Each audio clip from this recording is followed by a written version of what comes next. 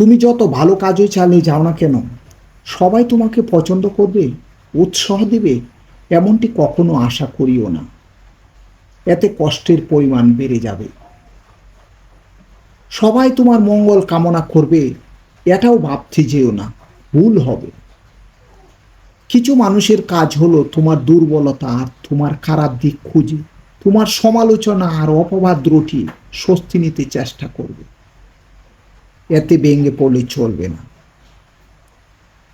উত্তম স্বভাবের মানুষের কাজ হলো ভালো কাজে স্বস্তি খুঁজে পেরা, আর বিপরীতে বদ স্বভাবের মানুষের কাজ হলো খারাপ কাজে স্বস্তি খুঁজে নেওয়ার ব্যর্থ চেষ্টা করা।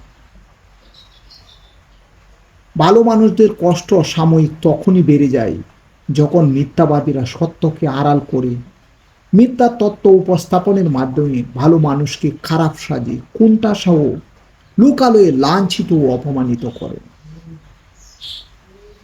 খারাপ স্বভাবের মানুষের কাছ থেকে সদা দূরে থাকার চেষ্টা করিও। নিন্দুকের কথায় এতটা বেশি পাত্তা দিও না। নিন্দুকের কথায় প্রতিশোধ নিতে যেও না।